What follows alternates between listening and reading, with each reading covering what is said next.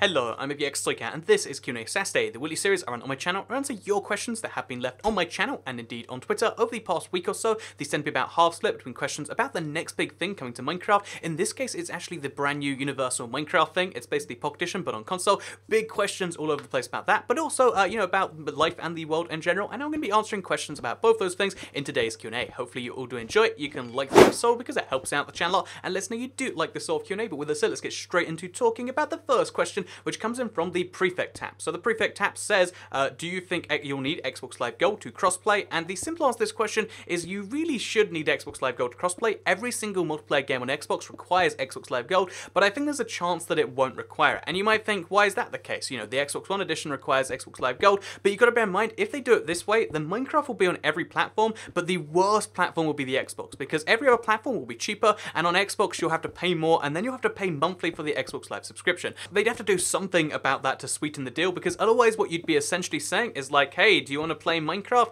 Guess what? Try and play it literally anywhere but our platform. You know, it still uses Xbox Live on every other platform, but you won't have to pay for it on the Xbox One, which would be so ridiculous. So I think, you know, there's a chance they'll do it that way, but it's going to be like the worst selling point in the world, you know? Like, oh yeah, so, you know, play it on your phone, free. Play it on your PC, free. Play it on your Nintendo Switch, free. Play it on our console, guess what? It's going to be infinitely worse. So yeah, I imagine there's going to be a chance they won't do it, especially for servers and especially not for realms. But we might see, you know, they do some solution where like, oh yeah, if you want to play, you know, strangers, you have to, you know, pay for the Xbox Live Gold, but you might be able to play realms and servers for free. But we'll see how they actually do it. Again, Aubrey or Norris on Twitter actually confirmed that they're still working out the details on that one. So we hopefully will get a better deal than that, because that'd be ridiculous. Even though that's kind of how Minecraft Xbox One is, it'd be even more ridiculous when it's literally the same game. So yeah, let's move on to the second question, shall we? Which comes in from Antics on Twitter, who says, will there be much point in keeping the Xbox One if a brand new Xbox is coming out? So I assume he means keeping the Xbox One or the Xbox One S if, you know, he's curious about the Xbox One X, which is coming later this year. And the simple answer to this question is, yeah, there is a good point in it. So the Xbox One X is meant for people who want the most powerful gaming console ever. I mean, it's technically only ever because it's new, but still, it is the most powerful gaming console money can buy when it does come out. So you might, you know, wonder like, okay, if there's going to be the new most powerful console, then why keep the original Xbox? And the simple answer is, if you don't have a 4K TV, you probably don't need the Xbox One X. So I'll probably buy one for my channel because, like, you know, I really want to show off the super duper graphics, but unless you care about super duper graphics, or unless you care about 4K other games, because, you know, Minecraft 4K you probably don't care about, but unless you care about these things which require that extra power, honestly, you don't need to buy this new console. It's $500 or £479, I think it is. It's like this ludicrously expensive price that you only need if you're kind of in the market for like either a low-end gaming PC or the highest-end console, and if you want to pick the highest-end console instead, that's what you should do. Again, I don't think there's going to be too much extra benefit to it. I think it's just going to be a nice console, it's going to be a smaller console, and it's going to be the most powerful console, maybe even ready for VR, but we don't know until it properly comes out. I would definitely say keep your original Xbox until it happens, and if you're still tempted, and if you have the money lying around or whatever on the date, and you're just like, yeah, I'd like to have the most powerful console, I would say, yeah, go for it. Just, you know, give it an upgrade, and yeah, that's my official stance too. Like, I'm going to wait, and if I'm tempted when it comes out, I'll go for it, but I probably won't trade in my old console. But I mean, if that's one of the things you need to sweeten the deal, if it's like, yeah, well, I mean, I can't get the Xbox One X unless I go to this one, then that might be something worth doing. But, you know, have you ever considered having an Xbox One for the bathroom, or an Xbox One for the kitchen, or an Xbox One for the garden? You know, these are all places you could use that second Xbox One if you do decide to get one. So let's move on to the third question, shall we? Which comes in from Mega vs Prime, and this is an important one. I saw a lot of variants of this question. This was just the first one I saw. Who says, what is the future of your channel right now? Will you do both of the editions or just one? And this is a really tricky question to answer because we don't know for sure just yet. I know what I will say is, if you're a PS4, you're a Wii U, you're a 360, PS3, PS Vita user, and you're kind of scared that like your version of the game is just going to go away from, you know, not only the relevance of the public sphere, but also on YouTube and stuff, I think don't worry about that. I'll always be making videos for those updates as long as there are people who still care and want to watch it. Again, if they discontinue the game, we'll see about that, but I highly doubt that's happening. Instead, what will just happen is I'll still be covering it. However, the big question is like, oh yeah, so for your primary stuff, like, will you move your world over? Will you start covering that just as often? And I think maybe, because I've been dabbling with the Pocket Edition quite a bit already. Again, I don't play on a phone. I don't think Minecraft is meant for phone playing. If I'm being truthful with you, it's just not something I enjoy doing personally. However, I think, you know, the Windows 10 version of the PE and being able to, like, you know, share stuff about the updates, I think there's an interesting second version of the game there, and I think now that it's coming to Xbox, I'll probably play it more. I don't know if it's going to be this big launch or if it's going to be this big failure, because there is still a chance. Again, Microsoft will never tell you this, and honestly, most other YouTubers won't say this either, because you don't want to, like, you know, just publicly slate something like this from, you know, Minecraft team. But truthfully, there's a chance this will flop. There's a chance everyone will be like, oh, this is pretty great, but actually I'll stick to what we have right now. I don't think it will happen, but there is still a chance that happens. So we're going to see, like, one, what people actually do. Will people switch over, or will people mostly be playing the old version? And two, I'm going to see how people react. I want to play both on my channel. Hopefully you can all be supportive of that. Again, I've already been playing the Pocket Edition a lot, but now I'll just be covering those updates more, because Pocket Edition updates will be console updates. And there's going to be this big kind of weird trend where, like, everything starts being both, but we'll see what happens, and that's the big answer. So what am I going to do? I'm probably going to play both editions. It's just the, you know, the rate of both kind of depends on what I mostly enjoy and what you, the community, mostly enjoy, because that's what it's all about, really, isn't it? So let's move on to the fourth question, which is very important, also related to the new Minecraft Xbox, clearly, because Plus Angel asks, Toycat, what is your favorite cheese? And my favorite cheese is a really hard one to answer, because it really depends on the situation. Like, blue cheese is the best burger cheese. I've determined this. I keep going for it, but the blue cheese is always the best one for burgers. But then, you know, sometimes you want to have just some regular cheese. I really like Mexicana cheese. Like, you put some peppers in there, you make it amazing.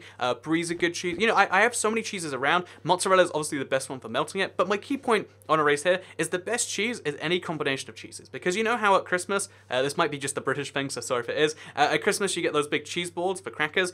Whenever you combine two cheeses together, you make this brand new amazing cheese, and that's my favorite cheese. It's like this weird crafting combination. Wait, that must come from Minecraft. Add brie cheese plus fiery cheese, get amazing combination cheese. Boom. There's your pro tip right there. If you think there's only one best cheese, maybe there's two best cheese together that make a new best cheese. So that was useful information, but let's move on to the fifth question, shall we, which comes in from Tone935, who says, #QnA, how will battle mode and other mini games might work with the new Minecraft? Love your video. So thank you very much, Tone935. I appreciate the video thing, but what about the, what about mini games on the brand new Minecraft? Simple answer is not going to be able to play them. If you want high quality mini games, with other strangers on Xbox Live, whatever, you will only be able to play that with the old version of Minecraft. This is one of the old console selling points. They're just not willing to transfer over to the new one, because there is servers and there is realms, so you can play kind of mini games. But in my experience, Pocket Edition, Hunger Games is infinitely worse than Battle. I mean, again, it's got some benefits, but just the way it connects, the fact that it's filled with hackers, there's all these downsides that make you say, I'm actually not really down with that. So yeah, I think if you like mini games, you especially battle mode, you won't be able to play it on the brand new Minecraft. You'll only be able to play it on the old one, which is, it's going to be one of those things that comes back to the old point of, like, which will people accept? But it is one of the things worth knowing. You can't play mini games on the Pocket Edition. You can't play mini games on the brand new Minecraft for either Switch or Xbox One yet. They might announce that in the future, but they have no intentions yet, they said. So let's move on to the next question, which comes in from Louis Wassy,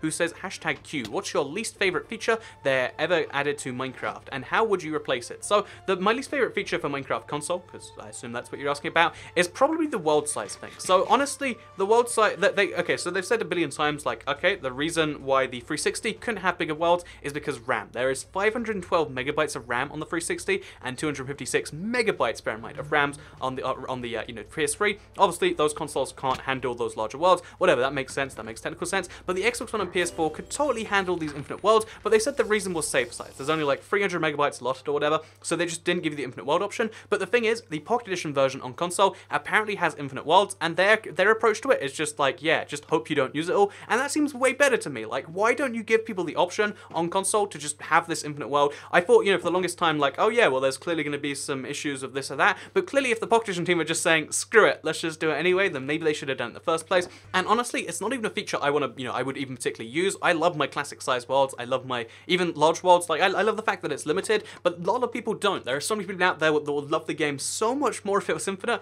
And if it's just an option of just deciding screw it, then pro tip for life right here. If the easy option is just to say screw it, then that's what you should say, right? Problem solved. Life tip right there for everyone. Hope you enjoy it. So let's move on to the next question, which comes in from Henry Markle, who says Minecraft console plus crossplay equals infinite worlds. And yeah, the answer to this is that's how that's going to work. The brand new Pocket Edition of Minecraft is going to have the Pocket Edition infinite worlds. They're not actually infinite. After about a few million blocks, the game starts to break down, and after 12 million blocks, you get the Farlands. It's a really fun thing. But yeah, infinite worlds will be coming, or infinite big air quotes worlds will be coming. And exactly how they're going to work is so beyond me. Like, will they be able to break your console? Presumably. And I want to see how that happens. I'm going to be testing that, of course. And it's just one of those interesting things about this next update. So yeah, you're right there, Henry Markle. Just wanted to kind of put that in there. So this one's the next question, which comes in from Austin the Pickle Gaming, who says, okay, so if command blocks were hypothetically added, what would a console-friendly interface look like? Also, what were you building? So in the last video, I was building an orange bed. And what about the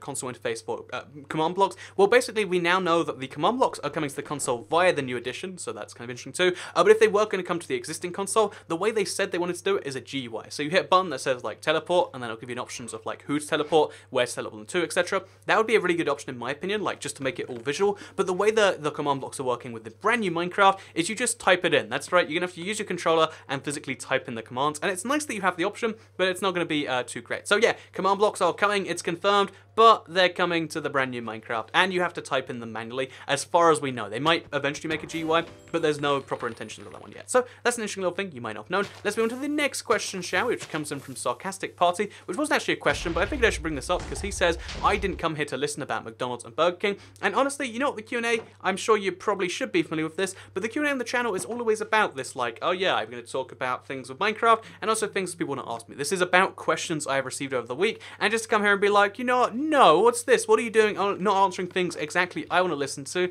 I don't think that's exactly how YouTube should work. You shouldn't just be like, oh yeah, this one question I didn't like, you're the worst. I think that's pretty rude, Sarcastic Party. And you know, I'm not going to talk about McDonald's or Burger King again. I'm especially not going to mention the fact that, you know, McDonald's fries, I think they're a little bit better than Burger King fries. And honestly, you know, McDonald's drink, I think they have better like syrup machines there. I'm not going to mention that because it'd be rude to just talk about McDonald's and Burger King to do again. But I will just quickly say that, you know, the Burger King ice cream kind of beats the McDonald's ice cream. So if last week you kind of just boiled it down to like, oh yeah, McDonald's is more of the price thing and Burger King's quality, you gotta bear in mind that McDonald's has some quality options too. And also though, you know, McDonald's has some price issues where you can spend more there under certain circumstances with their fancy burgers, but sometimes they've got like pizza burgers, so you gotta weigh that in there. But yeah, I won't talk about McDonald's or Burger King because that would be rude, of course, Sarcastic Party, but thank you for your comment anyway, I do appreciate it. So let's move on to the final question, shall we, which comes in from Scarlett Davis, who says, #Q, have you ever slept on public transport? Because I have, and I woke up with my mouth wide open. So actually, I do have a few stories of falling asleep on public transport. I've done it, I do it all the time. Like I sleep on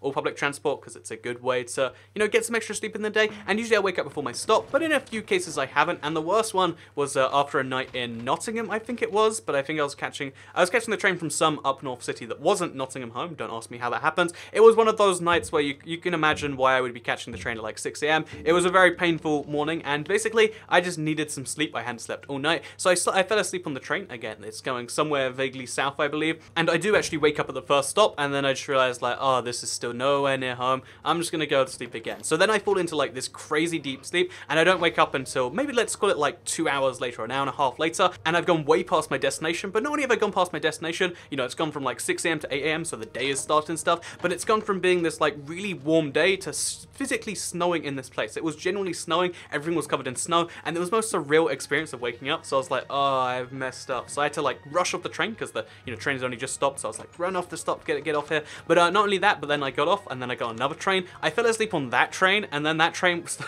actually went a little bit too fast. So I went too far in the other direction, and then I had to get on a third train, and then I got on that train, and I slept on that until it went home. And that was the story of falling asleep on public transport. Falling asleep, missing my stop, falling asleep again, missing my stop, and then falling asleep and only just waking up for my stop on the last time. This is why you should not use trains if you are tired. Pro tip, always be like only slightly tired, like take naps on trains, don't try and actually catch some sleep in unless you're going to the last stop. This is a life lesson I have learned the painful way, and it's something I think I'll actually be using that because I'm catching a train to Brussels. And pro tip with the Eurostar, by the way, is you know, the Eurostar's the international train in the UK, takes you to Paris and or France and Belgium. You can just fall asleep on it because there's no stops, and the stops don't matter. No one's getting off at any of those stops, so just fall asleep on the train. It's a nice 2-hour nap, and the Channel Tunnel lets you sleep. So there you go, sleeping on public transport, a guide, a terrible story, and a little bit of update into Toy Cat's life. Hope you'll enjoy today's Q&A Saturday though. Like it if you did like it, share if you really liked it, and leave a comment down below about, you know, your Burger King, McDonald's feelings, so that Mr. Sarcastic Party can read them. I think he'd appreciate that personally. Anyway, thank you very much for watching. I'm a bad human being, and I'll see you all next time. Goodbye.